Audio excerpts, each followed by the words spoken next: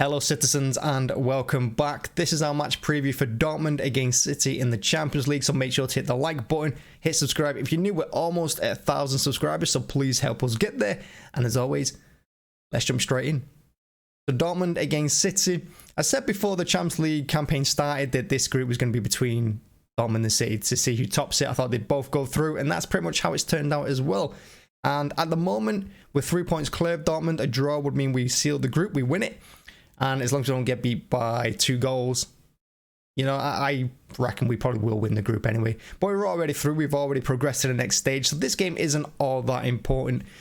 Now, of course, last time out against Dortmund, we had a pretty tough game at the Etihad. And I think a draw would have been a fair result there. They played really well. And if it wasn't for a great strike by Stones at the edge of the box and a wonderful acrobatic volley by Haaland in the second half, you know, they would have got all 3 points, Dortmund. So we were lucky to come away with that game, I thought, with a win. Now, this is going to be another tough game as well. Like I said, they're going to be up for it. They've won their last 2 games. They're not conceding either of them. And I think Bellingham is a real good player. And Dortmund are a nice team. They play good football. And they're a real threat when they're counter-attacking. You know, and they can play football too, Dortmund. So I'd expect this to be a tough one. And, of course, the crowd are going to be right up for it as well. It's quite an atmosphere when you go there. As for City, though, last time out against Brighton, I thought we were pretty poor. And in fact, we ended that game with less possession than Brighton. How Brighton had more possession than City at the Etihad. Absolutely appalling. And of course, the game before that, we got beat by Liverpool. So we need to bounce back. We need to start performing well because we've got Leicester at the weekend away from home. They're on a 3-game winning streak, so they're going to be up for that one. So we need to come out of this one and we need to perform well. It's not just about winning, it's about performing well and giving us the confidence to go into the weekend in the Premier League, you know, with a real bounce in our step. So, fortunately for me, looking at the team, Stones is back. I'd expect him to start over Akanji. I think Akanji, he was playing really well, and I said a couple of weeks ago, he's one of my favourite players of the summer, you know, one of the signings we made. But I thought against Liverpool he was poor. I thought he was poor against Brighton as well. So Stones coming at right back. I want to see Diaz and Laporte play again at centre-half. I think they're probably our best centre-half partnership when they're on form. Left back, it's of course going to be Cancelo. Midfield, Rodri, he's going to have to play. Phillips is still out. Midfield, you're looking at De Bruyne and Bernardo probably. Although if De Bruyne comes out for this game and Gundogan comes in, I'm also not against that. Pep only wants to really play Gundogan alongside Kev at the moment, but then he moves Kev to the right or something. But I think Kev could do with, you know, sitting this one out. We don't need to risk him. We're already through the group, so why risk our best player?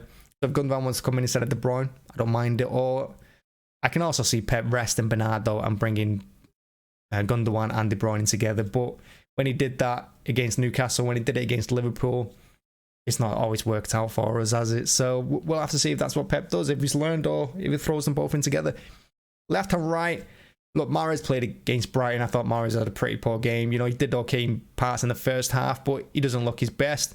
Pep doesn't seem to favour him at the moment anymore. And I thought he should have had a goal in the second half, and it was from that miss that Brighton went up the other end and scored immediately. So I don't think Mahrez is going to start in this one.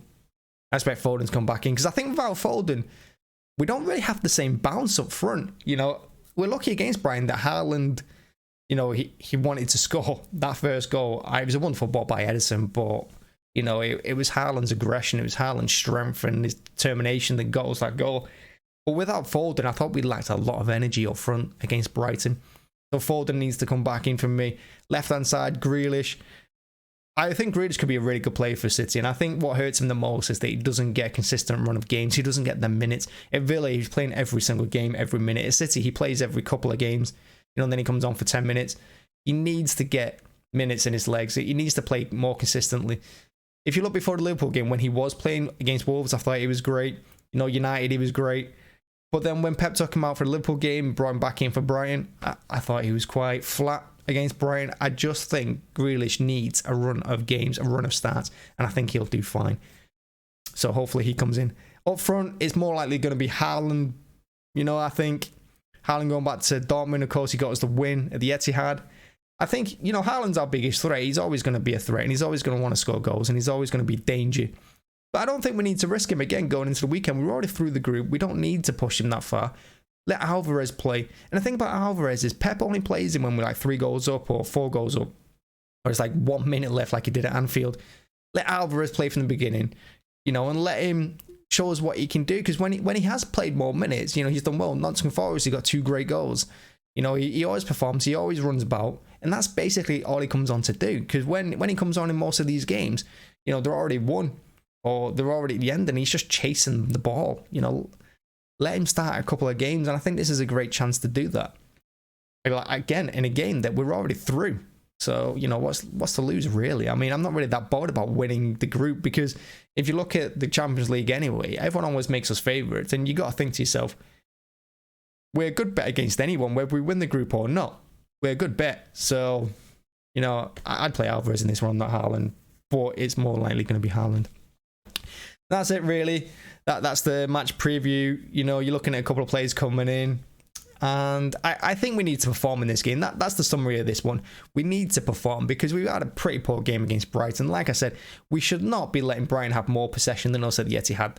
That's appalling. So we need to bounce back. We need to perform well. We need to go into the weekend knowing that we're in good form and that we're back to our best again.